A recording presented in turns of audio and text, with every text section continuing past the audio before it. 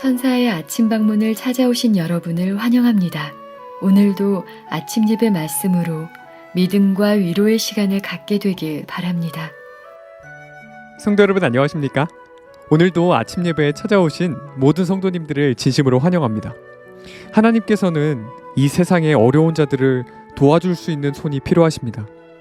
오늘 말씀을 통해서 하나님의 손과 발이 되어 가난하고 어려운 자들을 돕는 저희 모두가 되기를 간절히 바랍니다.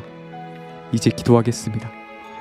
하늘에 계신 아버지, 오늘도 예배의 자리에 저희를 불러주셔서 감사합니다.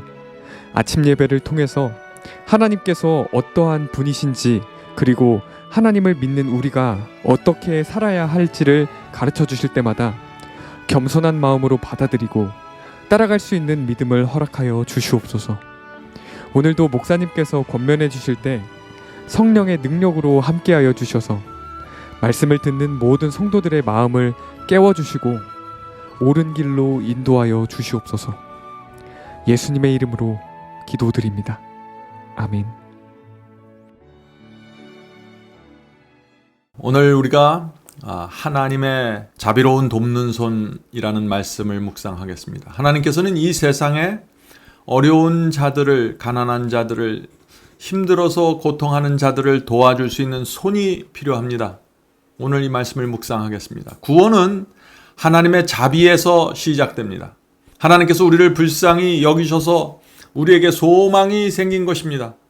그러므로 주의 긍휼하심 때문에 구원을 받았다면 우리의 가장 밑바닥에, 우리 신앙의 가장 밑바닥에 불쌍히 여기는 마음, 긍휼의 마음이 있어야 하는 것입니다. 오늘 우리가 그 마음을 받게 되길 간절히 바랍니다. 본문 성경절 마태복음 5장 7절입니다.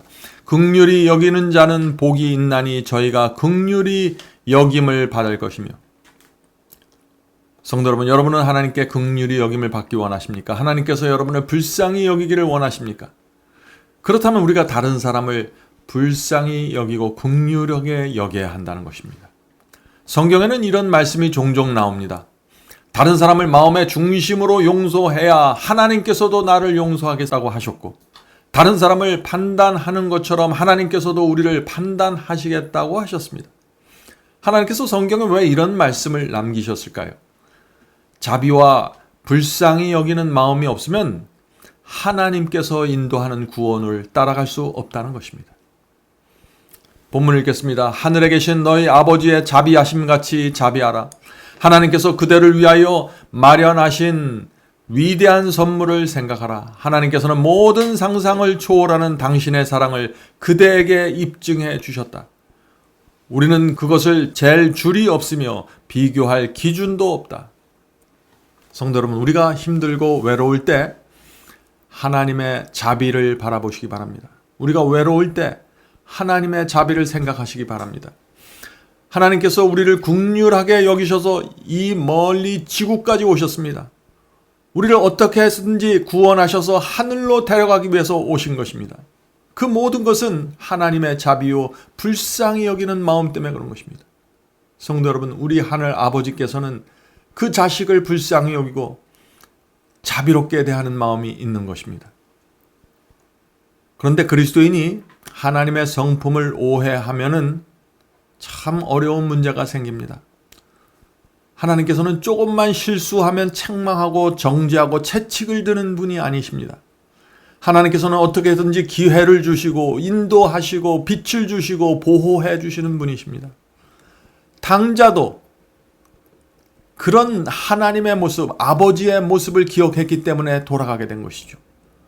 당자도 아버지의 성품과 사랑을 기억했기 때문에, 그 자비를 기억했기 때문에 용기를 내고 믿음을 가지고 대주 우리에서 일어나 집으로 돌아갔던 것입니다. 성도 여러분, 하나님을 생각할 때 우리의 마음속에, 저와 여러분의 마음속에 무엇이 가장 먼저 생각이 납니까? 제일 먼저 자비와 사랑과 은혜가 기억나야 하는 것입니다. 그런 사람은 반드시 하나님께 돌아가게 될 것입니다. 본문 읽겠습니다. 하나님께서는 증여와 헌물을 통하여 감사가 흘러나가도록 그대를 초청하신다. 성도 여러분, 하나님께 대한 우리의 감사가 우리로부터 흘러나가는데 그 방법이 무엇이에요? 증여, 다른 사람에게 나눠주고 헌물을 드리고 헌금을 내는 이런 모든 자비의 손길을 통해서 우리 마음속에 있는 감사를 표현하라고 말하시는 것입니다. 그분께서는 그대가 그분의 자비로운 돕는 손이 되도록 요청하신다. 그대는 그대를 위하여 그처럼 많은 일을 행하신 그리스도의 요구를 거절할 수 있겠는가? 성도 여러분, 우리가 하나님의 은혜를 알면 우리 속에 자비와 불쌍히 여기는 정신이 생기게 되는 것입니다. 나를 이 어둠의 수렁에서 건져서 인도하신 하나님을 알면 도와주는 손을 갖게 되는 것입니다. 성도 여러분, 하나님께서는 당신을 따르는 성도들을 통해서 이 세상에 하나님의 자비가 전달되기 원하시는 것입니다. 그것이 하나님의 뜻입니다. 그래서 성령께서 우리의 눈을 열어주셔서 도움이 필요한 사람의 누구인지 어디에 있는지 보여주시는 것입니다. 왜 보여주실까요? 자비와 긍휼의 마음을 도움을 주라고 보여주시는 것입니다. 그것이 하나님께서 성령을 통해서 이 세상에 가난하고 어려운 자들을 도우시는 방법입니다. 우리를 그 도움의 통로로 사용하시는 것입니다. 본문을 읽겠습니다. 그리스도께서는 불행을 목도하고 오셨다. 그분의 부드러운 동정심이 그대의 마음에 자리 잡게 하라. 하나님의 자녀들의 고통을 경감시킬 수 있는 자부정을 실천하라. 성도 여러분, 구원이 무엇입니까? 하나님의 뜻과 진리를 분명하게 깨닫고 말씀대로 사는 것이 구원입니다. 그러나 동시에 우리는 하나님의 성품을 가져야 하는 것입니다. 진리와 하나님의 성품이 나란히 같이 가야 되는 것입니다. 하나가 되어야 되는 것입니다. 그래서 불쌍한 사람을 보았을 때 불쌍히 여기는 마음이 나와야 되는 것입니다. 실수하고 넘어진 사람을 보았을 때 위로하고 일으켜주는 마음이 나와야 되는 것입니다.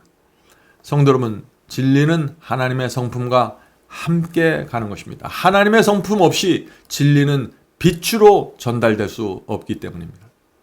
그런데 문제가 있죠. 문제는 하나님의 성품은 우리 힘으로 어떻게 만들어낼 수 있는 것이 아닙니다. 그것은 받는 것입니다. 성령께서 그래서 필요한 것입니다. 성령께서 우리의 마음을 감동시키고 은혜롭게 해 주셔야 합니다. 우리가 정말 간절히 원하면은 성령께서 우리의 완악한 마음을 뒤집어 엎으시고 하늘의 마음을 주십니다. 이것은 실제로 일어나는 일입니다. 우리가 마음을 열고 성령의 역사를 구하면 전에 없었던 동정심이 우리 속에서 나오게 되는 것입니다. 불쌍히 여기는 마음이 나오는 것입니다. 이것은 날마다 이루어질 수 있는 하늘의 기적입니다. 원하는 사람들에게 말이죠. 본문을 읽겠습니다. 주께서는 무력하고 궁핍한 가운데서 우리의 봉사를 요구하는 가난한 사람들이 우리 옆에 둘러있는 일이 필요함을 아셨다. 그들은 그리스도인의 품성을 완성하는 일에 있어서 우리에게 도움이 될 것이다. 왜냐하면 그들의 식탁에 놓을 식물과 그들의 몸에 걸칠 옷을 제공하는 일을 통해서 우리는 그리스도의 품성의 속성을 개발할 수 있을 것이기 때문이다. 여기 놀라운 말씀이 나오죠. 무슨 뜻입니까? 하나님께서 우리 주변에 의도적으로 가난하고 도움이 필요한 사람들을 두시겠다는 것입니다. 이유가 무엇이라고 했습니까? 불쌍히 여기고 긍휼히 여기는 마음을 받게 하고 훈련하게 하기 위해서 하나님께서 우리 주변에 그런 분들을 놓아두신다는 것이죠. 성도 여러분, 하나님의 성품을 담는 방법을 이해하셔야 됩니다. 하나님께서 우리 주변에 어려운 영혼들을 두시는 것입니다. 그것을 통해서 우리의 마음을 훈련시키고 필요를, 우리의 간절함을 불러일으키는 것입니다. 자비와 동정을 베풀고 연습하고 훈련하는 기회, 그것을 베풀어 주신다는 것입니다. 어떻게 해요? 가난하고 어렵고 억울한 자들을 우리 주변에 둬서 그들을 도와주고 동정하고 붙들어주는 마음을 훈련시켜 주신다는 것입니다. 성도 여러분, 잊지 마십시오. 인생은 나그네 길입니다. 하늘 가는 훈련 학교입니다. 우리는 이 나그네가 모여있는 이 훈련 학교에서 하늘의 성품과 신앙을 배워야 하는 것입니다. 본문을 읽겠습니다. 우리 가운데 가난한 자들이 없다면 우리는 많은 것을 잃게 될 것이다. 가난한 자들이 우리 주변에 없다면 많은 것을 잃겠다고 했는데 무엇을 잃어버릴까요? 계속해서 읽겠습니다. 이는 그리스도인의 품성을 완성하기 위하여 우리의 자아가 부인되어야 하기 때문이다. 놀라운 말씀이죠? 우리 주변에 가난한 분들이 없으면 우리는 우리가 어떤 사람인지 모르게 됩니다. 내가 주님을 믿는다고 하지만 얼마나 이기적이고 긍휼히 여기는 정신이 부족한지 모르게 되는 것입니다. 성도 여러분, 사람의 본성은 누구나 교만하고 이기적입니다. 자기밖에 모릅니다. 그래서 하나님께서 성령을 우리에게 보내주시는 것입니다. 성령을 통해서 우리의 양심이 살아나야 하는 것입니다. 그러면 어려운 자들을 눈에 보이게 되는 것입니다. 도와주고 싶은 충동과 소원을 갖게 됩니다. 성도 여러분, 우리 속에 이런 변화가 생기면 그것은 성령의 역사입니다. 성령 하나님께서 내 속에 오셔서 새로운 마음을 주시고 역사하시는 것입니다. 그런 역사가 이루어질 때 우리가 어떻게 해야 될까요? 감사한 마음으로, 소중한 마음으로 그 성령의 역사를 받아들이고 따라가야 하는 것입니다. 본문 읽겠습니다. 영광의 주이신 그리스도께서는 친히 슬픔의 사람으로 이 세상에 계셨으며 고통을 잊게 하셨다. 그분께서는 필요와 궁핍의 의미를 아셨다. 가난에 시달린 아이였던 그리스도께서는 자아 부정의 원칙을 실천하셨다. 그분께서는 타락하고 가련한 인간을 돕기 위해 오셨다. 그러므로 그분께서는 당신께서 재물을 맡겨주신 당신의 추종자들도 그들 자신의 가상적인 부족을 보지 말고 다른 사람들의 필요를 도와주는 일에 관대하기를 기대하신다. 성도 여러분, 저처럼 이렇게 설교에 집중하고 있는 사람은 참 부끄러운 말이지만은 예수께서는 가르치고 설교하신 시간보다 어려운 자들을 돕고 병든 자를 고쳐주시는 때 훨씬 더 많은 시간을 사용하셨습니다. 예수께서는 가난하셨고 필요와 궁핍이 무엇인지 친히 경험하셨습니다. 그래서 늘 주변에 있는 어려운 자들을 도와주려고 한 것입니다. 그들이 구원 받든지 못 받든지 그것을 따지지 않고 그들 곁에 가신 것입니다. 우리도 예수님의 그런 마음을 가져야 하는 것입니다. 바울은 너희 가운데 이 마음을 품으라 이는 곧 그리스도 예수의 마음이니. 성도 여러분, 우리는 예수님의 마음을 품어야 합니다. 예수님의 마음이 어떤 마음입니까? 진리를 사랑하는 마음입니다. 어려운 자를 볼 때 아파하는 마음입니다. 하나님께 충성하는 마음입니다. 거짓을 거절하는 마음입니다. 의를 사랑하는 마음입니다. 어려운 자들을 붙잡아주는 마음입니다. 이런 모든 마음이 하나로 엮여져 있는 마음이 예수의 마음입니다. 성도 여러분, 어떻게 하면 우리가 이 마음을 받을 수 있을까요? 성령께서 역사하셔야 하는 것입니다. 성령께서 우리의 생애를 통해서 하나씩 가르쳐 주실 때 따라가야 하는 것입니다. 가장 먼저 진리가 무엇인지 깨달아야 합니다. 죄를 버리고 회개해야 합니다. 이것이 성령의 역사하실 때 가장 먼저 일어나는 경험입니다. 성령께서는 우리의 인생을 통해서 다양한 경험을 하게 하십니다. 그래서 예수께서 갖고 계셨던 그 마음이 무엇인지 점점 더 분명하게 볼 수 있게 도와주십니다. 성령의 역사를 따라가는 사람들은 그래서 예수의 마음을 항상 바라보고 사모하면서 살게 되어 있는 것입니다. 성도 여러분, 지금 내 경험이 부족하고 성품이 부족하다고 염려하지 마십시오. 이제부터 하나씩 시작하시면 됩니다. 마음을 열고 진리가 무엇인지, 하나님의 뜻이 무엇인지 살피는 일부터 시작하십시오. 그러면 거기서부터 성령께서 하나씩 보여주시고 역사하면서 살아있는 경험으로 인도해 주시는 것입니다. 성령께서 보여주고 알려주실 때 간절한 마음, 낮은 마음으로 굴복하십시오. 따라가십시오. 그렇게 하면은 여러분의 생에 겸손과 자비의 열매가 맺히게 될 것입니다. 자, 마지막 문단 읽겠습니다. 돈을 쓸 때 예수께서 그대의 입장이었다면 어떻게 하셨을까 생각하라. 참 재미있는 말씀이시죠? 여러분이 우리가 재물을 사용할 때 예수께서 내 입장이었으면 이 돈을 어떻게 사용했을까 생각해 보라는 것입니다. 그분께서는 당신을 따르는 자들이 당신의 자아 부정과 자아 희생의 발자국을 따르도록 요청하신다. 주께서는 우리에게 자아 부정과 자아 희생을 요구하십니다. 나를 부인하고 나를 희생하면서 주님을 따라야 한다는 그 거룩한 부르심이 저와 여러분 모두에게 지금 있는 것입니다. 응답하기를 제가 간절히 바랍니다. 그리스도의 인의 품성은 그리스도의 품성을 닮아야 한다. 그분의 생에 나타났던 것과 동일한 사랑과 은혜와 이타적인 자선이 그분을 따르는 자들의 생애를 특징 지어야 한다. 성도 여러분, 오늘 말씀을 살펴보면서 무엇을 느끼셨습니까? 우리처럼 부족한 사람들이 어떻게 그리스도를 닮을 수 있을까요? 이 질문은 지난 2000년 동안 모든 그리스도인들이 했던 질문입니다. 오늘 우리는 이 질문에 대한 대답을 예수께서 주신 그 10처녀의 비유에서 좀 찾아보려고 합니다. 이것이 오늘 말씀의 결론입니다. 마태복음 25장 3절 4절입니다. 마태복음 25장 3절 4절. 미련한 자들은 등을 가지되 기름을 가지지 아니하고 슬기로운 자들은 그릇에 기름을 담아 등과 함께 가져갔더니. 자, 주의 재림을 준비하는 두 무리가 교회 안에 있습니다. 한 무리는 미련한 처녀이고 다른 무리는 슬기로운 처녀입니다. 자, 미련한 처녀들의 문제가 무엇인가요? 등은 있는데 기름이 없는 것입니다. 자, 등은 있는데 기름이 없다. 이것이 무슨 뜻일까요? 성경 교리와 지식은 있는데 성령이 없다는 것입니다. 등은 주의 말씀입니다. 말씀은 붙잡고 있어요. 그런데 기름이 없다는 것입니다. 그래서 교리와 지식이 내 속에 들어왔지만 죽어있는 나를 살리지 못하는 것입니다. 육신에 붙잡혀 있는 나를 성령으로 끄집어내고 인도하지 못하는 것입니다. 그래서 말씀이, 이 등이 내 경험이 되지 못하는 것입니다. 성도 여러분, 미련한 처녀도 교리와 지식을 갖고 있습니다. 교회에서 배운 것이 있고 설교를 통해서 얻은 지식이 있는 것입니다. 그러나 그것은 다른 사람을 통해서 받은 말씀과 교리입니다. 내 것이 아닙니다, 아직. 그런 등잔에서 나오는 빛은 금세 꺼지고 사라지게 됩니다. 내 것이 필요한 것입니다.